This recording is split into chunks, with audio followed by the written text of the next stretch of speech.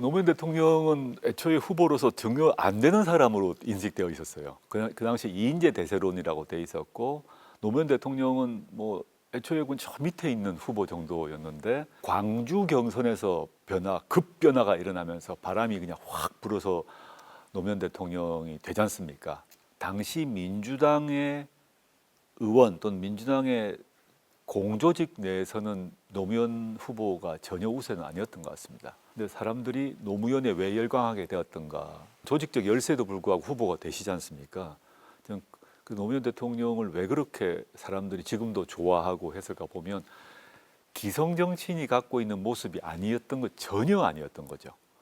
그건 뭐 DJ YS까지 포함한 기성 정치인과 다른 발언, 다른 행동을 하셨고, 그게 모든 사람들에게 이제 통쾌함을 줬죠. 속이 시원한 거죠.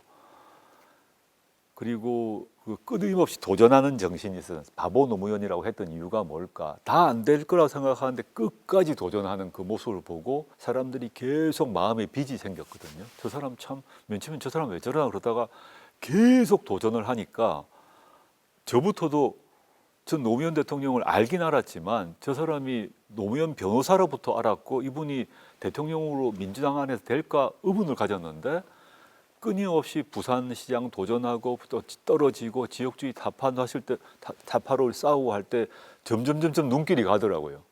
주목을 하게 될 수밖에 없었고, 기성의 정치의 문법이 아닌데, 기성 정치의 문법이 아닌 다른 문법을 통해서 큰 정치인이 되신 거 아닙니까?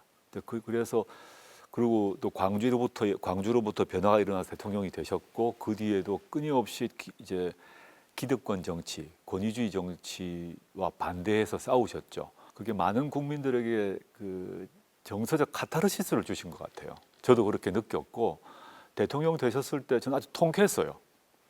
아주 통쾌했어요. 당시에 또 후보 교체가 될 뻔도 했지 않습니까? 그런 과정을 뚫고 과감하게 노무현 후보가 정봉준 후보 한 대로 하자 해가지고 됐는데, 하루 전날인가 조선일보에서 뭐 사설 나오고 막 했는데도 노통이 이기지 않습니까? 그런 과정 전체가 아주 역동적이었고, 그 속에서 카타르시스를 느꼈다. 저도 마찬가지였어요.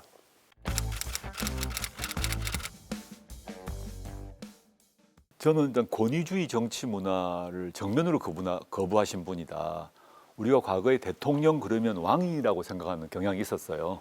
그러니까 뭐 제왕적 대통령이라고 하고, 또 뭐 제왕적 당 총재 이런 말 하듯이 YS든 DJ건 JP건 그 시대의 정치인들의 모습은 약간 왕 같은 총재 이런 모습이었다면, 그런 걸 다 깨신 거죠. 아주 평범한 사람, 서민적 그 풍모와 정서를 가진 사람이 되신 거죠. 왕이 아니라 평민이 왕이 된 것 같은 느낌을 확 주었다. 그게 하나 있고, 그래서 정치 문화를 수직적 문화에서 수평적 문화로 바꾸는 데 기여를 하신 것 같고, 두 가지 정도를 저는 이제 노무현 대통령 성과로 보는데, 하나는 지역주의 타파, 지역균형 발전, 지방 분권입니다. 그 이전에 어떤 대통령도 이 얘기를 하지 않았습니다. 노무현 대통령이야말로 자신이 지역민이다라는 생각들이 강했기 때문에 최초로 지역균형 발전, 지방 분권을 시도했던 사람이죠. 물론 완성되지는 않았지만 그게 노무현이 그 후세대에게 깔아준 또 하나의 큰 아젠다인 겁니다. 지금 우리 모두 지역균형 발전을 얘기하지 않습니까? 지금 수도권 중심, 서울 중심으로 가고 있고 지역은 다 죽고 있는데, 이때마다 우리가 거론하고 의지해야 될 주장과 논거는 노무현의 발언에 있습니다. 그게 하나 아주 큰 거고, 앞으로 우리가 해야 될 과제죠. 그래서 수도 이전도 하려고 했지 않습니까? 물론 뭐 관습헌법이란 희한한 논리로 무산되었습니다만은, 노무현의 그 지역균형 발전과 지방 분권의 정신은 앞으로 우리가 계승해야 될 정신인 거고, 두 번째는 노무현 대통령이 했던 성과는 또 이전 정부, 민주정부를 포함해서 못했던 것을 하시려고 했던 건데, 그 상속 증여세, 법률적 얘기인데, 상속 증여세에서 그 이제 포괄주의라는 걸 채택을 합니다. 채택을 해서 그렇게 하게 되면 총수의 탈세를 못하게 막게 돼요. 그 이전에 많은 정치인들은 이제 재벌들로부터 정치형을 받는 게 당연한 그런 관행이었던 겁니다. 그러니까 재벌과 잘 지내려고 하는 이런 거였다면, 노통은 그런 게 없었던 거죠. 그래서 그 증여세 포괄주의 선택을 해서 재벌들을 통제 규제하려고 했던 것이죠. 물론 우리나라에서 재벌의 역할이 상당히 크다는 걸 알고 있지만 재벌의 폐해도 우리는 알고 있지 않습니까? 근데 그거를 시도하려고 했던 사람이다. 그리고 앞으로 우리나라 경제와 경제 구조와 관련해서 우리가 새겨야 될 과제를 던져주었다. 그 뒤로 재벌 경제의 공과 과가 있지 않습니까? 그럼 그 과를 어떻게 없앨 건가에 있어서는 노무현의 그 생각들을 다시 봐야 된다고 생각하고 있습니다. 그 두 가지가 저는 가장 컸다 생각해요.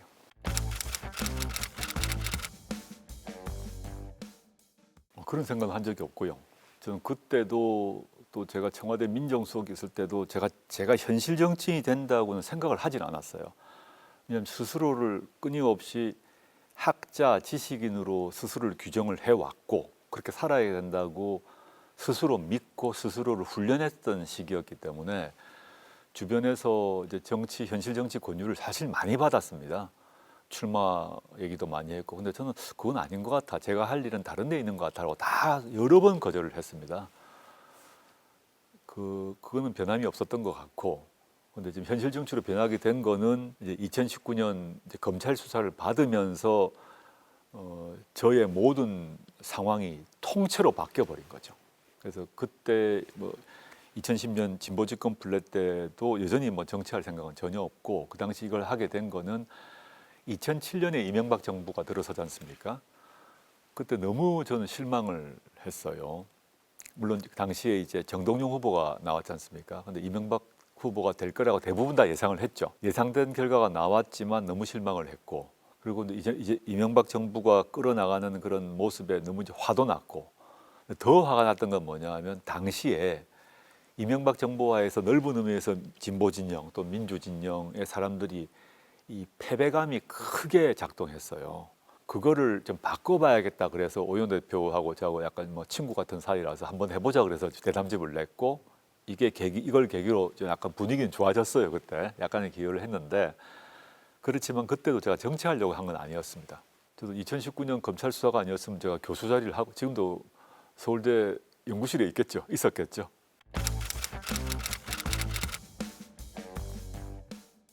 문재인 대통령은 저 대통령 문재인이 아니라 변호사 문재인으로 먼저 알고 있었죠. 법무법인 부산 소속이었고, 부산, 울산, 경남 지역의 중요한 노동 사건, 인권 사건은 노무현 변호사와 문재인 변호사가 다 한다는 거는 다 그냥 그 지역은 다 알고 있는 이런 상황이었고, 그 당시 이제 법조계 얘기인데 노무현 대통령은 아주 격한 사람이라면 문재인 대통령은 차분하게 같은 법무법인에 있음에도 불구하고 변론을 할 때건 사건 처리를 할 때든 간에 정반대의 사람이란 말입니다. 노무현은 아주 격한 사람이라면 차분하게 문제를 풀고 정리한 사람이라는 것은 그냥 알고 있었어요.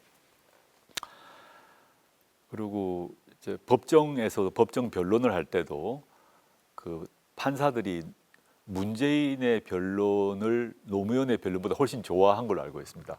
노무현 대통령은 막 판사님한테 그냥 세게 하시고, 근데 문재인 대통령이 차분차분 얘기하면 이제 판사분들이 이제 문재인 변호사한테 싹 넘어가는 그 승소율이 높은 분이셨어요. 오히려 노무현 변호사는 승소율이 그렇게 높지 않았을 것 같아요. 막 성격이 강하신 분이셔가지고. 그렇지만 하여튼 부산 경남 지역의 인권 노동 변호사로서는 뭐 잘 유명한 분이셨죠.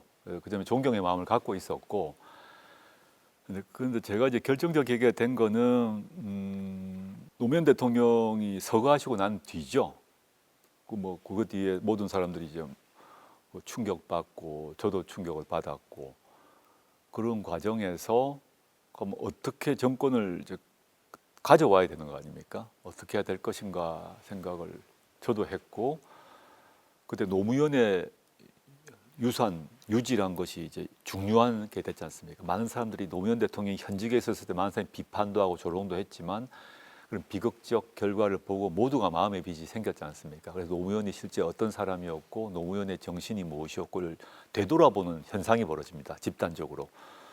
그럼 노무현 정신을 누가 적임자, 실현할 사람이 누군가 했을 때 사람들이 이제 문재인을 보기 시작한 거 아닙니까?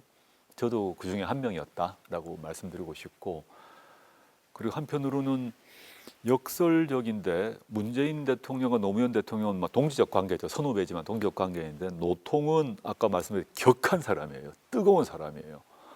근데 문은 정반대의 성격적인 특성을 갖고 있기 때문에 노무현 대통령이 지금 우리 모두 이렇게 존경하지만 대통령 시절에서는 정치인 대통령, 또 대통령 노무현으로서 실패한 게 있지 않습니까? 그런 문제, 노무현의 단점, 약점을 메꿀 수 있는 사람이 문재인이라고 생각한 거죠.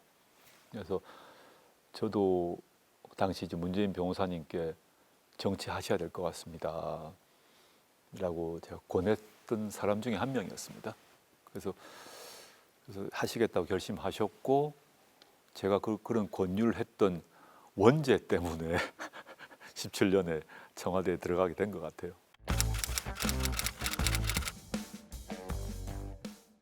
저는 이제 계속 그 변호사님 하셔야 됩니다. 이게 결과는 어떨지 모르겠습니다만은 사람들의 마음이 이렇게 모이고 있는데 책임을 지셔야 될 것 같다는 얘기를 했고 그런 과정에서 여러 얘기를 나눴죠.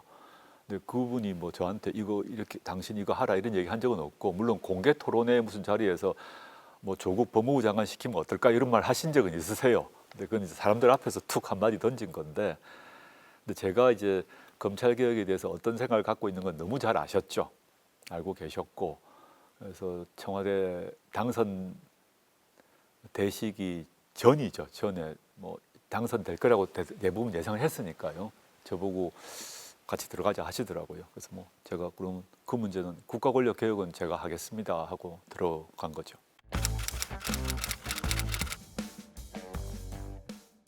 문재인 대통령은 퇴임하실 때 지지율이 한 40몇 프로였기 때문에 역대 퇴임 대통령 중에 아마 가장 높았을 겁니다. 그럼에도 불구하고 그런 수치로 문제가 아니라 저는 이런 생각을 하는데 이제 민주진보정부의 대통령의 공과 과중에서 가장 큰 공은 정권 재창출이라고 생각합니다. 그게 이루어지지 않으면 어떤 성과가 있어도 그 성과가 무너진다고 생각하기 때문에 문재인 대통령께서 재임 기간 동안에 이루어진 게 많습니다. 우리가 물론 부동산 문제라거나 등등에 대해서 많이 비판적으로 보지만 실제 그 기간 동안에 이루어진 게 많고 뭐 코로나 위기 극복 말고도요 여러 가지가 있는데 지금 많이 잊혀져 있지 않습니까? 왜냐하면 정권을 놓쳤기 때문에 윤석열 정부가 들어오자마자 그 모든 걸 없애버렸거든요. 그러니까 문재인 정부가 이룬 것이 없는 것이 돼버리는 셈이죠.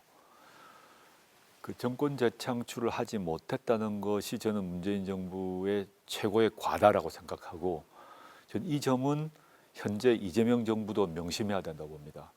이재명 정부가 지금 아주 잘하고 계셔요. 대통령도 열심히 하고 계시고 성과도 높고 지지율 높지 않습니까? 근데 다음 대선은 5년 뒤거든요. 근데 5년 뒤에 만약에 장동혁이 대통령이 된다고 한번 생각을 해보시면 어떤 일이 벌어질까 생각해 보시면 되죠. 이재명 정부의 모든 성과가 없어질 것이다. 저는 그걸 제일 절절하게 느꼈어요. 지지율이 가장 높은 대통령으로 퇴임을 했는데 윤석열이 대통령이 되자마자 그 5년의 정말 피땀 흘려 만들었던 이게 모두 없어지는 상황. 그러니까 사람들이 화가 나니까 문재인을 공격하고 아군도 공격하죠. 저는 세밀한 정책 이런 얘기하기보다는 저는 정치인으로서 그걸 제일 주목하고 물론 이제 문재인 정부가 이루었던 성과들은 시간이 좀 흐르면 아 이런 걸 하셨구나가 살아날 겁니다. 노무현 대통령 돌아가시고 난 뒤에 노무현이 이런 걸 했었지가 기억나는 것처럼. 근데 지금은 윤석열 정권의 그 폐악 때문에 많은 분들이 윤석열이 대통령 되게 만든 게 뭐야 이거 화가 나시기 때문에 문재인 정부에 대한 그 분노가 이어지고 실망이 강하지 않습니까? 좀 차분하게 이제 좀 접근했으면 좋겠는데 지금 시점은 제가 그 정도 말씀드릴 수 있을 것 같아요.